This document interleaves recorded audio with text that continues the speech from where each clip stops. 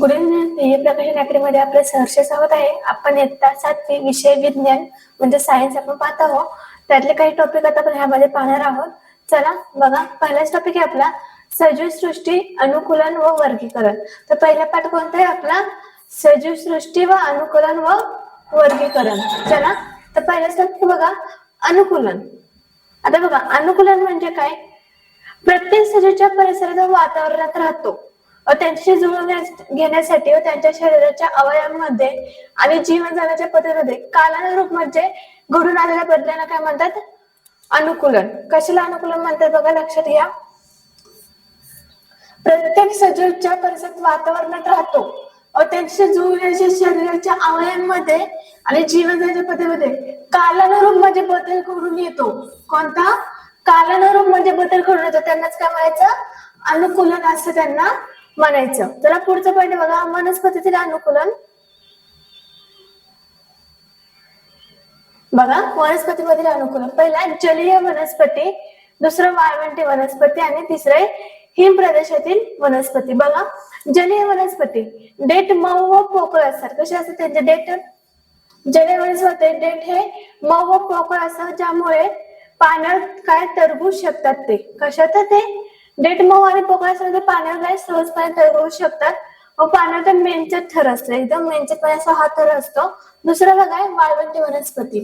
आता बाभळी सारख्या वनस्पतीला पाणी नसतात किंवा ती काट्यांच्या स्वरूपात असतात, जेणेकरून पाण्याचे बाष्पीभवन काय होतं? कमी होईल. देठ हिरवे व मांसल असून प्रकाश संश्लेषणाचे काम ते करतात. बघा, बाभळी सारख्या वनस्पतीला पाणी नसतात ना, ते काट्यांच्या स्वरूपातही असतात. कशा असतात ते? तर काट्यांच्या स्वरूपामध्ये असतं, जेणेकरून पाण्याचे बाष्पीभवन काय होतं? ते कमी होतं. आणि देठ हिरवे आणि मांसल असून त्यांचे प्रकाश संश्लेषणाचे ते काम करत असतात. आता बघा, हिमप्रदेशातील वनस्पती सूचिपर्णी वृक्षांचा आकार हा शंकूसारखा असतो. तर कसं असतं? सूचिपर्णीचा वृक्षांचा आकार हा शंकूसारखा असतो. कशासारखा? तर शंकूसारखा असतो, ज्यामुळे बर्फ साचून न राहता खाली घसरतो. शंकूचा आकार असल्यामुळे तो ज्यामुळे बर्फ साचून राहत नाही, त्यामुळे तो कसा होतो? खाली सहजपणे घसरून जातो. पुढे पॉइंट आहे आता प्राण्यांमधील अनुकूलन. बघा,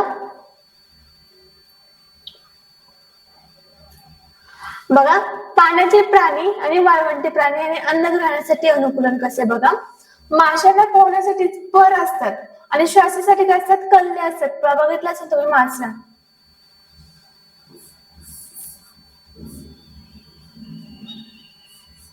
असे कल असतात आणि पोहण्यासाठी काय असतात? तसे पर असतात त्यांना. त्या श्वासासाठी त्यांना कल्ले असतात. अशा दोन्ही टोकाने काय ते निमुळून पण ते असते. आता बघा, वाळवंटी प्राणी उंटाचे पाय असे लांब, तळवे व गादीसारखे रुंद असतात, जेणेकरून ते वाळूत रुतणार नाही. त्यांना पुढे त्वचेची काय असते तिथे ती घडी गेलेली असते. आता अन्न ग्रहणासाठी अनुकूलन बघा, बेडूक सरडांचे जीभ लांब व चिकट असते. कशी असते? लांब आणि पूर्णपणे चिकट असते. पुढचा बघा पॉइंट आहे आपला वर्गीकरण.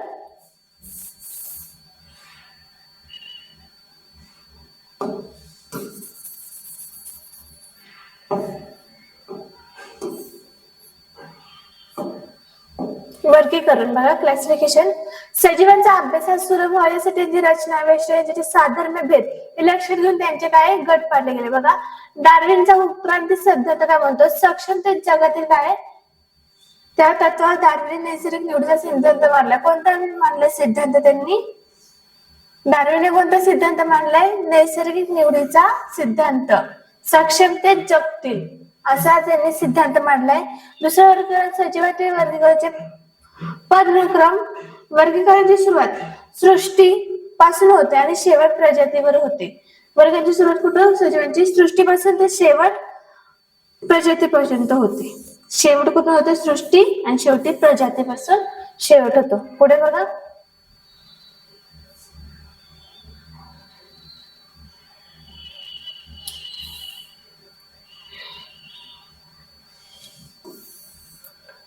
द्विनाम पद्धती. दुसरा पॉइंट आहे आपला द्विनाम पद्धती. कार्लेनियस यांनी पद्धती शोधली जातात. कार्लेनियस यांनी ही पद्धत शोधली आहे. तर प्रत्येक सजीवासाठी दोन नावे दिली जातात. पहिलं प्रजाती आणि दुसरं जाती. कोणती नावं दोन दिली जातात? तर बघा, पहिलं प्रजाती आणि दुसरं जाती हे असे नाव दिलेले आहेत. तर आपण आज थोडक्यात आपण पाठ पाहिले, तर पाठावर आपण स्वाध्याय थोडक्यात पाहणार आहोत. त्यातले एमसीक्यू क्वेश्चन चला लक्ष द्या. बघा पहिलेच आहे, जमिनीवर पाण्यातील अशा दोन्ही ठिकाणी राहणाऱ्या प्राण्यांना काय म्हणतात? काय म्हणतात बघा, पॉइंट आपल्याला ऑप्शन दिलेत. भूचर, जलचर, उभयचर, खेचर. तर काय म्हटलं जातात? भूचर. जमिनीवर पाण्यातील अशा दोन्ही ठिकाणी राहणाऱ्यांना काय म्हटलं जातं? उभयचर असं म्हटलं जातं. दुसरं आहे, वाळवंटी प्रदेशातील वनस्पतीमध्ये पाण्याचे रूपांतर कशात झालेले असते? फुलामध्ये, फांद्यातील, मुळातील, काट्यात. कुठं? काट्यांमध्ये त्यांचे रूपांतर झालेले असते. दुसरं, सक्षमतेत जगतील हा सिद्धांत कोणी मांडलाय? कार्नेलियस, चार्ल्स डार्विन, हा लेमार्क का न्यूटन? तर चार्ल्स डार्विन यांनी हा सिद्धांत मांडलेला आहे. चौथा आहे, जीनोम पद्धतीमध्ये पहिले नाव कशाचं आहे? जाती, प्रजाती, वर्ग, सृष्टी. तर कशामध्ये आहे? प्रजातीमध्ये. आपण आताच बघितलं. पाचवा आहे, सूचीपर्णी वृक्षाचा आकार हा शंकूसारखा का असतो? तर बघा, पाणी साठण्यासाठी, सूर्यप्रकाश मिळण्यासाठी, बर्फ घसरून जाण्यासाठी, का कीटकांना पकडण्यासाठी? तर कशासाठी? बर्फ घसरून जाण्यासाठी. कसा तर घसरून. सहावा बघा पॉइंट प्रिपरेशन आहे, बेडूक आणि बदकांच्या पायांच्या बोटात काय असते? नखे, केस, चामडीचे पडदे का काटे? तर चामडीचे पडदे दोघांमध्ये असतात. चला दुसरा पाठ आहे आपला, वनस्पतीची रचना व कार्य. मूळ. पहिलाच पॉइंट आपला मूळ मध्ये रोज बेलाच्या आतून जमिनीच्या दिशेने वाढणाऱ्या भागाला आदिमूळ म्हणतात. बघा, हे बीज आहे, त्याच्या आतून जे मूळ जमिनीच्या दिशेने असे वाढत जातात, त्याला काय म्हटलं गेलं? त्या भागाला आदिमूळ असे म्हटलं. बघा, हे वृक्ष आहे, जमिनी खालचा भाग, त्यावर अशी मूळ जे वाढत जातात त्याला काय म्हटलं आहे? आदिमूळ म्हटलं आहे. आणि जमिनीवरती वर चढणाऱ्या भागांना, जे जमिनीवर असे वर चढले जातात त्यांना अंकुर म्हटलं गेलं आहे. काय म्हटलं गेलेलं आहे? अंकुर म्हटलं आहे. पुढे बघूया आपण.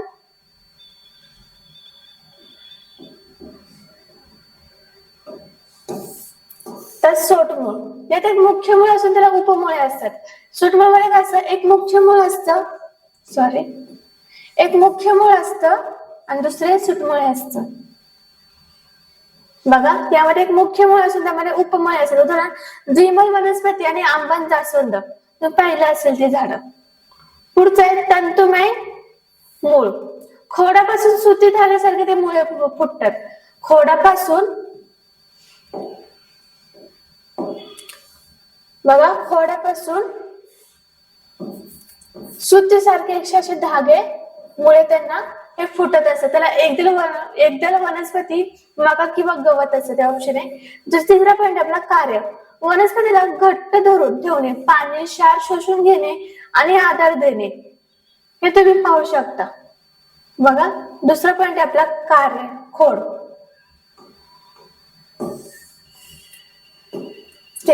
अंकुरापासून खोडाची वाढ जमिनीवर होते. काय होते? अंकुरापासून आहे ती खोडाची वाढ कुठे? जमिनीपर्यंत होत असते. पेरे, ज्या ठिकाणी पाणी फुटते त्या भागाला पेरे म्हणतात. बघा, ही फांदी आहे, ही फांदी, जसे पेरे फुटले जातात त्याला काय म्हटले जाते? पाने फुटले जातात त्याला काय म्हणतात? तर पेरे असं म्हटले जातात. काय म्हटलं जातं? पेरे असं तिथे म्हटले जातात. आता कांडे, दोन पेरेमध्ये अंतराला कांडे म्हणतात. हे जे दोन पेरे आहेत त्याचे दोन मध्ये जे अंतर आहे त्याला काय म्हटलं जात आहे? कांडे म्हटलं जातं. दुसरे मुकुल, खोडाच्या अग्रभागाला किंवा वाढणाऱ्या टोकाला काय म्हटलं जातं? मुकुल म्हटलं जाते. ते खोडाच्या अग्रभागाला असते त्या टोकाला मुकुल असं म्हणतात. जे अग्रभागाला जे भागतात त्याला असं मुकुल असं म्हटलं गेलेलं आहे. पुढे बघा, तिसरा पॉइंट आहे आपला पान.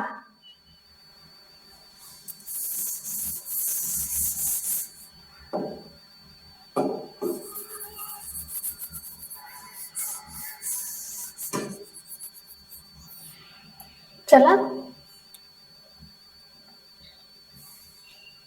पाने प्रामुख्याने हिरवी आणि कशी असतात? पसरट मध्ये असतात. प्रश्न, पर्णपत्र, पर्णधारा आणि देठ. तर तुम्ही पर्णपत्राच्या पाहिलं असाल तर पर्णधारा आहे. त्या पुस्तकाच्या पाठीमध्ये तुम्हाला ते चित्र दिसतीलच. ते बघा, आता शिराविन्यास, जाळीदार पाण्याच्या शिराचे जाळे असतात. ते उदाहरण पिंपळ. पिंपळाचं तुम्ही पान बघितलं, थोडस पाण्यामध्ये भिजून ते वहीच्या पानात ठेवलं तर ते एकदम कसे जाळीसारखे दिसतात. तुम्ही बघू शकता ते. समांतर शिरा एकमेकांना काय असतात, समांतर असतात. उदाहरण केळी. केळीचं बघितलं तुम्ही, त्यांची शिरा जे पान असतं केळीचं,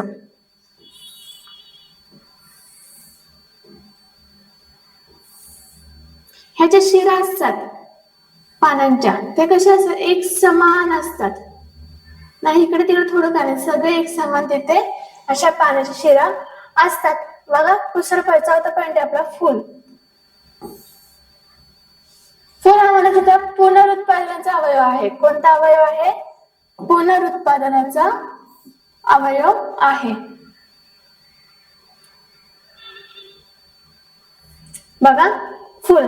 निदलपुंज हिरव्या रंगाचा संरक्षणाचा हा भाग आहे. दलपुंज रंगीत पाकळ्यांना भाग जो कीटकांना काय असतो, आकर्षित करतो. पुमंग फुलांचा पुल्लिंग भाग म्हणजेच नर. जायांग फुलांचा स्त्रीलिंग भाग म्हणजेच नाती. आता फळ. पाचवा पॉईंट आहे आपला फळ. फळांच्या रचनेत विविधता असते. बीजावर असलेल्या आवरणाला काय म्हटलं जातं? कवच. फळांच्या रचनेत काय विविधता असते, पण बीजांच्या असलेल्या आवरणाला काय म्हटलं जातं? हा कवच म्हटलं जातं. द्विदल बीज. ज्या बीजचे दोन समान भाग असतात त्यांना उदाहरण शेंगदाणे. तुम्ही शेंगदाणे बघत असतात, ते दोन्ही बीजे कसे असतात? समान भागाचे असतात. पुढे पाहूया. आता एकदल बीज.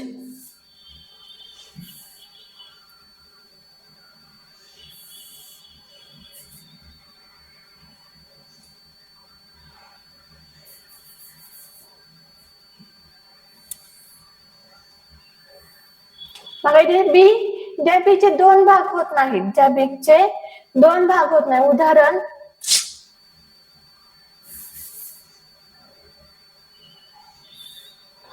ज्वारी आणि मका. तुम्ही ज्वारी पाहिली असेल, मका त्यांचे कसं असे दोन भाग होत नाही, ते एकच असतं. त्याला काय म्हणलं आहे? एकदल बी म्हणलं गेलं आहे. बघा पाठावर स्वाध्याय आपण थोडक्यात पाहूया.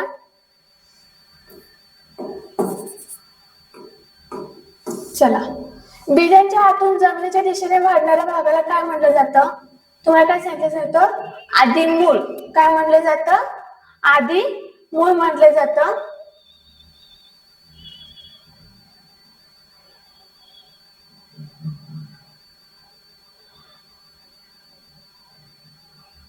पुढे बघा दुसरं आहे मका, गवत आणि कांदा यामध्ये कोणत्या प्रकारची मुळे आढळतात सांगा बरं. ऑप्शन दिलेत आपल्याला.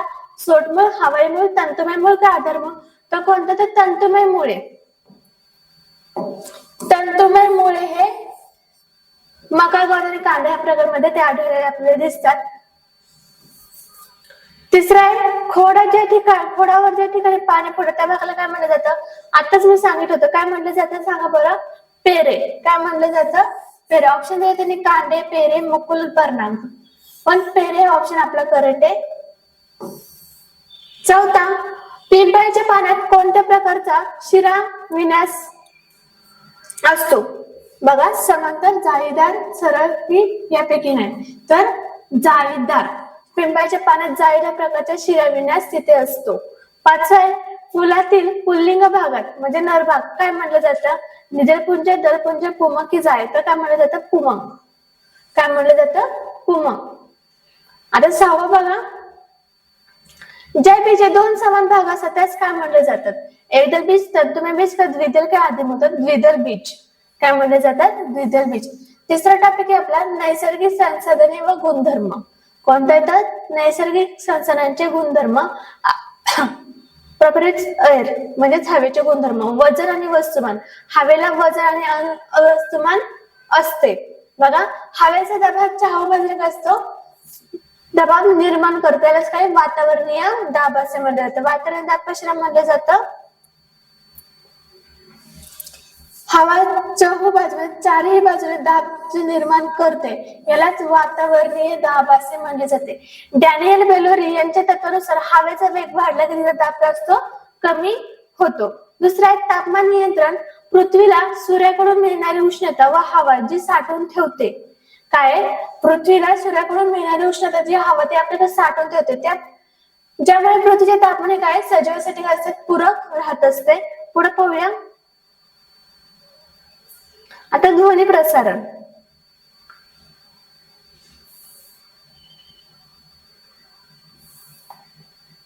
बघा ध्वनी ऐकण्यासाठी हवेच्या माध्यमाची काय असते आवश्यकता असते.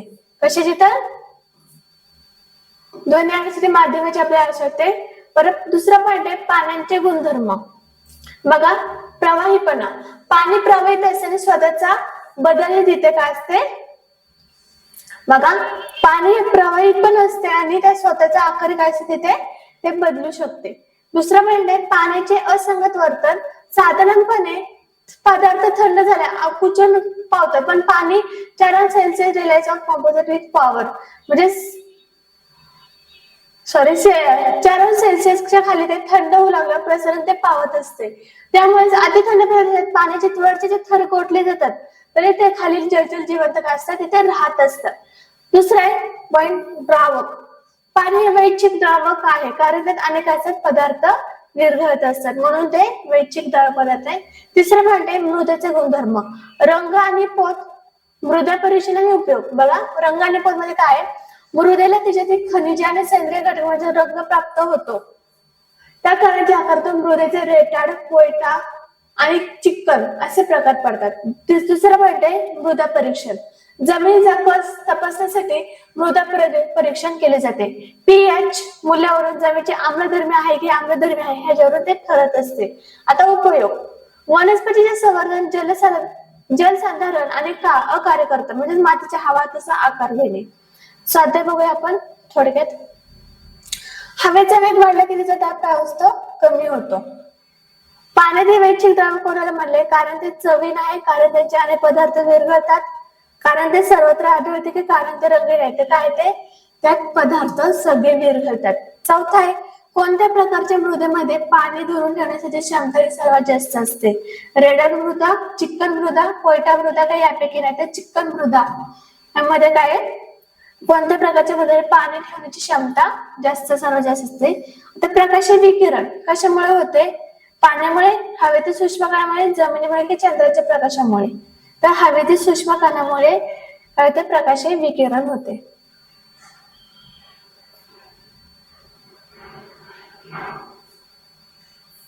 चला 6 बघा जमिनीचा तपासण्यासाठी म्हणजे पीएच तपासण्यासाठी काय केलं जातं हवा परीक्षण पाणी परीक्षण मृदा परीक्षण का पीक परीक्षण. तर आपलं मृदा परीक्षण. चला आता चौथा टॉपिक पाहूया आपण सजीवातील पोषण. आता पोषण म्हणजे काय सजीवांनी जे अन्न ग्रहण करून त्यांचा वापर वाढ विकास ऊर्जेसाठी करण्या प्रक्रियेला काय पोषण म्हटलं आहे.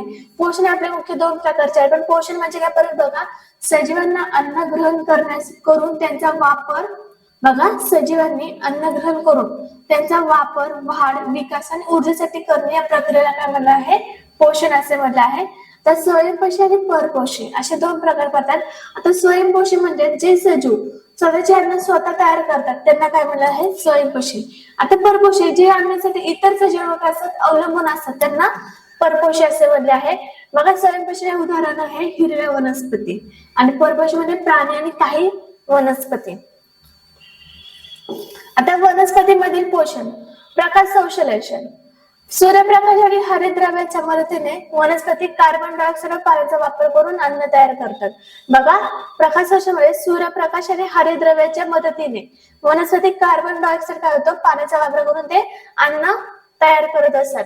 आता कीटक भक्षक वनस्पती नायट्रोजनची कमतरता भरून वाढण्यासाठी काही वनस्पतींना कीटक खातात उदाहरण घटपर्णी आणि ड्रोसेरा.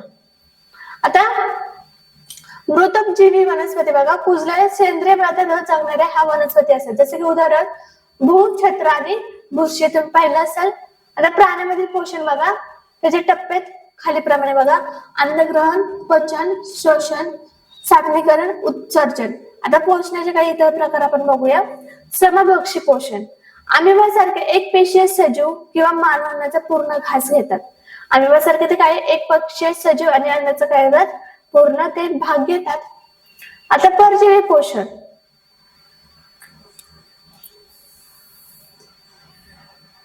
दुसऱ्या सजीव शरीरावर किंवा शरीरातून राहून पोषण मिळवणे म्हणजेच काय परजीवी पोषण.